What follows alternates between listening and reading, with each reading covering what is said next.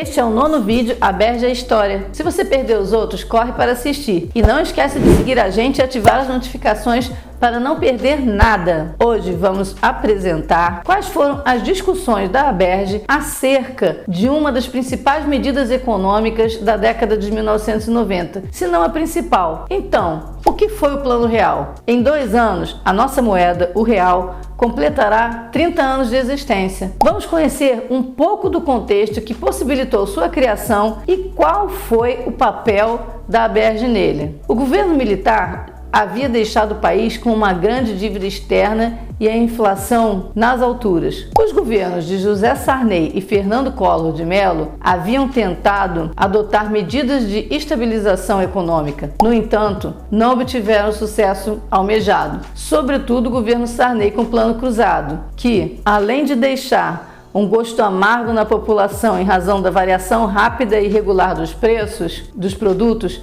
apenas conseguiu refriar a inflação em uma primeira instância, tendo ela voltado a assombrar a economia em um curto período de tempo. Após o impeachment do presidente Collor, Itamar Franco assumiu a presidência do país, trazendo consigo uma nova equipe e, com ela, uma nova visão para a realidade econômica brasileira. Tendo em vista os números da inflação, que já passavam de 40% ao mês, Itamar Franco convidou Fernando Henrique Cardoso para ministro da Fazenda, havendo também a criação de um grupo de economistas, dentre eles Pedro Malan, presidente do Bacen no período, para que um novo método de reorganização econômica fosse estudado. Considerando a baixíssima valorização da moeda vigente, que era o cruzeiro, que a cada minuto valia menos que o dólar, foi pensada uma medida de estabilização pautada na criação de uma nova moeda para o país e, em primeiro momento, sua equiparação ao dólar. Desse modo,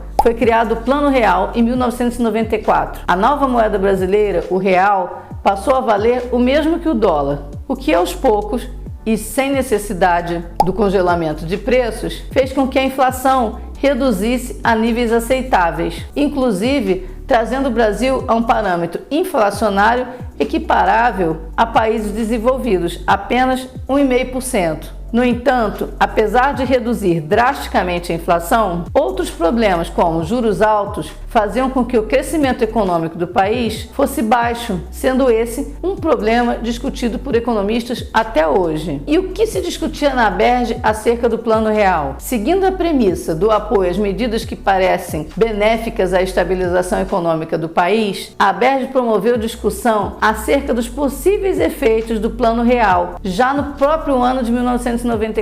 Em 1994, foram publicados 2 cadernos especiais com a temática relativa ao Plano Real, sendo estabelecidos apontamentos acerca da possibilidade de estabilização da inflação a curto prazo, a análise da questão da concessão de crédito, a controvérsia sobre a liberação da conta de capital, entre outras temáticas. Já em 1997, sob uma perspectiva mais posterior, foi publicado o caderno Plano Real, Equívoco na Estratégia, de autoria de Valber Chavantes, que viria a ser presidente da Aberge no ano seguinte. Nessa produção, Chavantes discorre acerca dos efeitos do Plano Real sobre a economia brasileira, apontando a bem-sucedida baixa da inflação, no entanto, apresentando o que poderia ter sido feito para que o crescimento econômico efetivo ocorresse. Não apenas por meio de publicações, a Aberge expôs seu posicionamento quanto ao Plano Real. Houveram também algumas manifestações públicas sobre o assunto, sendo a mencionada a seguir uma das mais notáveis. Em junho de 1994, em ocasião do lançamento do Prêmio de Jornalismo Econômico da Febraban, discursaram sobre o Plano Real Teófilo de Azevedo Santos, Ayrton Soares Calçada e Geraldo Pirillo Júnior, presidente, vice-presidente e tesoureiro da Aberge, respectivamente. Sob a premissa de que os dirigentes das instituições financeiras estavam apostando do plano de estabilização econômica do governo, Teófilo Santos disse não acreditar em intenções eleitorais da medida econômica, mas na necessidade de se refrear a inflação, que tanto prejudicava o poder de consumo da população, estimando uma explosão do consumo no período adjacente. Para Teófilo, o sucesso do plano de Fernando Henrique Cardoso dependia majoritariamente do equilíbrio das contas do governo, reformas na área tributária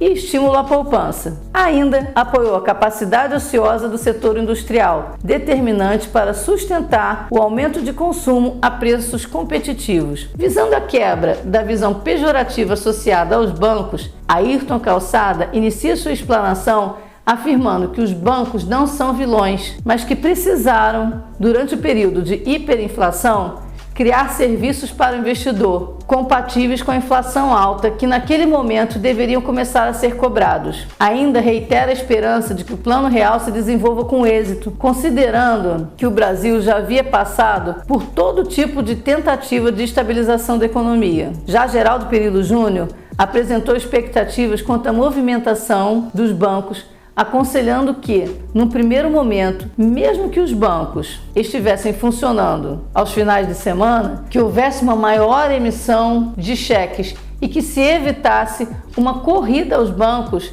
para a troca de moeda. Conclusão: o Plano Real, apesar de não ter tido o êxito esperado, foi uma medida econômica de grande sucesso no que concerne o controle e a redução da inflação. Sendo assim, obteve o forte apoio do setor bancário e, sobretudo, da Aberj, que desde sempre preza pelo desenvolvimento da economia e pelo aumento da capacidade de consumo da população. Se você está curtindo nossos vídeos, não deixe de seguir a gente para não perder mais nada. Até a próxima!